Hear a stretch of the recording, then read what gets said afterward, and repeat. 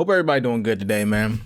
Today we checking out a dating animation. I feel like I'm in my horror bag, so I'm about to get in the horror genre. There's stories, scary stories, short films, anything. So I'm about to check those out. That's the vibe today. So if you guys vibing with me today, check it out.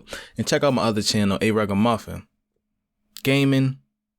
Yeah, both of those. We in here. 3 true Japanese horror stories animated.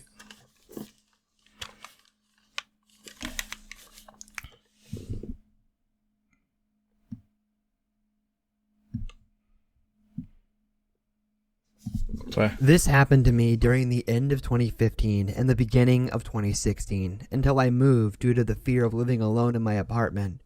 Slight backstory. I'm a 22-year-old British female and I've been living in Japan since April 2015. The apartment I first lived in was rented out by a company connected to my school. It was not a good apartment at all, but at the time I didn't know what the general quality and size versus price of Japanese apartments were, and I got given 1 out of 5 that I chose before I moved. All right, I don't know if this is true or not, since like Japan is like one island and it's like a super high population. I hear most of the apartments and like hotels are like cubed. They're like the size of this room or smaller or something like that. And everything is all in one, like a kitchen. I don't know what that's called. It's not a studio, but it's like a combination of everything in one room. Like the stove, the kitchen, the bed, all that in one room.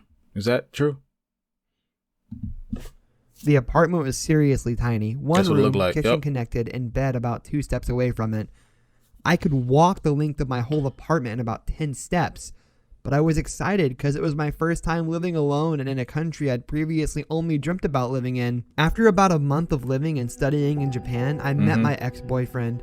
He told me that the area I lived in was not a good one and known for inhabiting creepy people, so warned me not to walk alone at night anymore, or if I did, then to not wear headphones and be wary. Definitely. I kicked myself for the countless times I'd walk the 30-minute journey home from the clubs while really drunk after hearing this.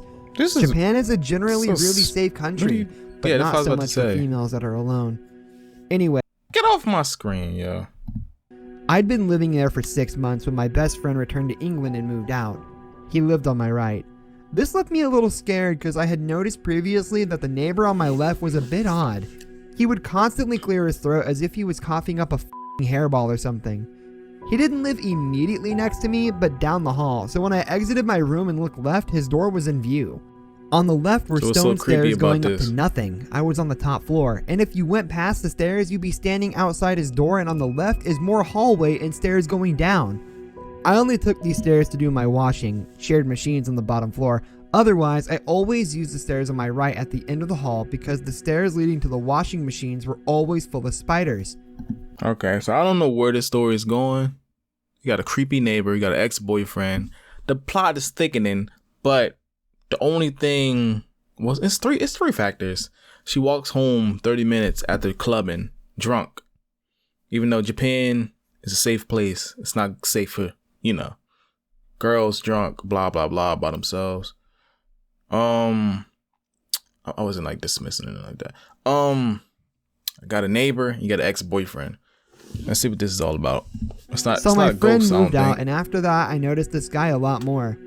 At this point, I'd never seen his face, but I know when he was out or in his place in the evenings due to the light that would yellow his peephole if it was on. My peephole was smashed by a previous tenant, so if he looked at mine, he wouldn't be able to tell if I was in or not, luckily.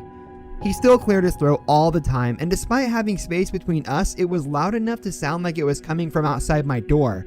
That's how loud he did it. To be fair though, our walls were crazy thin. I didn't think much of him until I started noticing that when I went outside my door to smoke, in clear view if he were to look through his peephole, his light would suddenly turn off.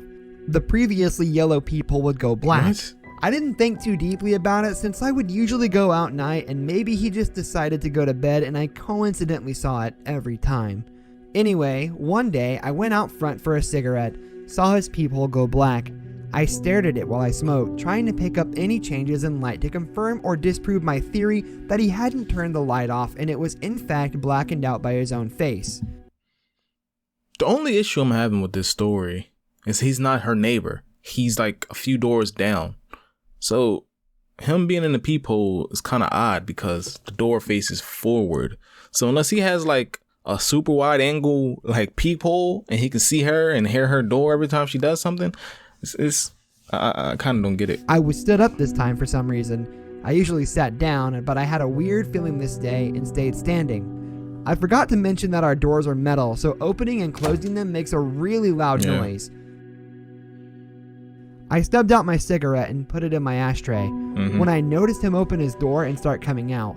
I was on high alert, so a bit panicked, but I thought, he's probably just taking his trash out or something. Oh, some old fat Then guy. I went cold as I noticed he wasn't holding anything at all. He just stood there, facing me. I turned slowly and as naturally as possible to go into my apartment as he started walking past hall to the stairs and towards my apartment. The path was straight, so if he was intending on walking past me, he'd have to keep his feet straight. But he didn't. His walk was angled towards me, and the space between our doors was less than 3 meters. Okay. I opened my door and he suddenly started to walk much faster. I got around my door and entered, closing it, and just had enough time to see him lurch towards my door as I slammed it shut and locked it. Grab the door. He stopped outside. I couldn't see him because of my broken peephole, but I didn't hear him keep going past my door or going back to his, so I knew he was right there on the other side. I was listening intently. I saw my handle very slightly jiggle. He was trying to open my door with knows what intentions. I waited for maybe 30 seconds before I heard him finally turn and walk back to his place and the door close. I was extremely panicked at this point, so I called my male school friend and explained everything. He asked if I wanted him to come over, but he lived pretty far from me, and it was already late, so I told him I'd be okay, and he stayed on the phone with me for a while as I calmed down. During our conversation, he asked me to open my door and close it to see if the guy would come out again. Nah, I don't did, do that. opening Don't and do closing that. it hard, listening intently. And to no surprise, I heard his door open and close again after he probably paused and stared, wondering why he'd heard my door but not seen me. Is she the only After person this, on the floor I or was so something? scared to be in my apartment at night or go out for cigarettes, I started testing it. Leave my room silently, smoke. His peephole wasn't black when I went out, silently thus confirming that it had been him watching me as I smoked all the times before, then close my door normally after I was done and listen. Sure enough, every time I closed mine, I'd hear his open. Occasionally heard him come to my door and just stand there, probably listening for a sign if I was in or not. What kind of... Bro, I don't even... Yeah, that's creepy. That's completely creepy. One night I was out smoking and the creep came home as I was there. Story. I was frozen still, staring at him out of the corner of my eye. No knife, no nothing? He didn't even open his door at first, just stood staring at it for way longer than normal. I'd almost finished my cigarette when he finally opened it and went in. Another thing that I can't 100% say was him, but I'm pretty sure. Sometimes I would smoke in the stairwell when it was raining because the rain would hit me when I stood outside my door. I smoked, put my cigarette in my ashtray. It was kind of smelly, so I left it there on the stairwell. Third step, same one I habitually sat on when I smoked there. Left it tucked in the corner by the wall and went inside. What if you don't like smokers? What if that's the issue? Hey, if you don't like smokers and he's trying to tell you to stop smoking around him, he got asthma. I don't know. You don't know the full story until you get his side of the story. But them scars on his face, I don't know. So he looked like a killer, right? So the conclusion that I'm getting to: stop smoking. That might help. My door normally and went to bed. I knew the people that lived on my right, 1 to 3 doors down. We all used the second stairwell when we went out, not the one I was sat on, and I know for a fact they don't smoke. On the left of my creepy neighbor's room was a Chinese couple that I didn't know. They and the creep always used the stairs that led down to the washing machines. The stairs I was sat on, as I said before, aren't used because they go up to nothing and they aren't even visible unless you walk around a corner. Okay. My room was on the corner, these steps connected to it. You on the last door? Confused. Anyway, I go back the next morning to get my ashtray, and not only was it now a couple steps up and in the middle, there was a cigarette butt and scrunched up packet of cigarettes. Same brand that I smoke. I don't know if it was him, but that stairwell is only easily visible to us. This was all happening over in months of 2015 and beginning of 2016. The thing that convinced me to finally move out was the following. I'd been out for dinner with my boyfriend, and we got back after 11. To enter the gate at my apartment after 11 p.m., you need a key as they lock it. Okay. I was walking faster than my boyfriend. I know what they was trying to show my with that. apartment and saw a figure stood in the darkness near the gate. waiting and watching me approach. He started to appear from the shadows, away from the apartment and towards me. My boyfriend turned the corner, and as soon as this guy noticed him, he pulled his phone out and quite clearly pretended to talk to someone on it. My boyfriend and I walked past, and he slowly followed. I didn't realize at this point that it was my creepy neighbor, but we were silent, both wary of the situation. As I got to the gate, I noticed that it was locked and started searching in my bag for my keys. The guy came up, said excuse me, and nonchalantly opened the gate and stood on the other side. Huh? I'd found my keys by this point and was holding them ready to lock the gate again, but the guy was stood as if he was waiting to see if my boyfriend would enter with me or not. I showed him my keys, said thank you, and that I'd locked the gate. He reluctantly left before my boyfriend had come in, and we watched him go up the stairs, but didn't see which apartment he went to. When I saw he'd used the washing machine stairs, it clicked that it was my creepy neighbor, and I told my boyfriend. We went up the same stairs slowly. I went first and peered around the corner to where my neighbor lived. He was stood there, waiting, staring at his door but not opening it. Yo. He noticed me come around and turned to me, staring until he saw my boyfriend, and then went inside abruptly. Yo, this was the last incident I could handle. I knew he was up to something no good, and I didn't want to wait for anything else to happen, so I decided after that to cancel my contract and move out. Had to pay a fair amount to do it, too. Until the day I moved, he still did creepy things. I'd hear him outside my door, or see the black peephole and know he was staring at me. So, creepy, over-excessively throat-clearing guy, let's not ever meet again. I lived in Japan for around 10 months a couple of years back as part of... I said it's 3 stories. 3 true. It's only 2. Where's the third one at? I don't know. All right, but she's the only smoker on that floor. It might be that. Leave that in the comment section. What y'all think about that? Is the smoking a problem? Because I think he want to like backhand her or something. Like stop smoking in my apartment. Part of a study abroad program as my placement year for university.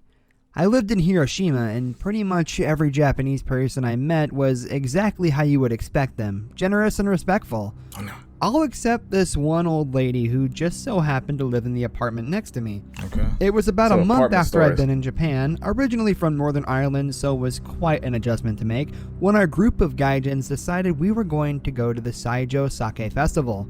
For those who don't know, this is a huge sake or rice wine drinking festival that, from what I now understand, everyone goes and gets extremely drunk. Is that where the bomb was dropped? As men of fine taste and... Isn't that where the bomb was dropped? In like World War II? Or I think it was. I don't even know. But if I was them, I'd be holding grudges against any English-speaking country. We sampled many different kinds of sake from all over Japan and got rode off beyond belief. Then we all got the train back home, back to our apartments. I can't remember shit all apart from calling my girlfriend at the time and passing out on my futon. Dang. Normal stuff. Skip to 6 a.m. the next morning when my loud as doorbell wakens me up. Keep in mind, my apartment is extremely small, so the noise is extremely loud. Okay. I check the time and am confused as anything, but assume it's just my friend from downstairs who wants to talk about last night. I look through the peephole in my door and see a police officer standing there. First thought that goes through my mind is, Taylor, what the f*** have you done when you were drunk last night? But at the same time, I was so sure I just fell asleep right away. I talked to the dude using a translation app, and he basically tells me there's been a noise complaint. Strange, considering the fact that all I did was make a phone call and fall asleep. Anyway, the guy sees how confused I am and kinda just sees there must have been a mistake and leaves. That's weird. I'm honestly still drunk and just super confused, but the day carries on as normal. Ew. Next morning, 6 a.m. Why does his head move like that? Ain't breathing through his forehead? Must have been a mistake and leaves. I'm honestly still drunk and just super confused, but the day carries on as normal. Next morning, 6 a.m. doorbell rings. I already kind of assumed what it was going to be this time, and what do I see through the peephole this time? 2 police officers. Same convo goes down, and I convince them that there's been no noise. I literally walked them into my apartment to show them how I fell asleep watching Netflix. They tell me at this point it's the neighbor who I've never met is making the complaints. At this point, I think she's just a bitch or maybe racist. I asked the guy at my uni who takes care of all the foreign students about this, and he tells me that I'm getting moved apartments to a room on the floor below. I'm pretty pissed because I just settled in my new space, but whatever. He plans on coming tomorrow morning with the landlord to move my shit out and check my new room is okay.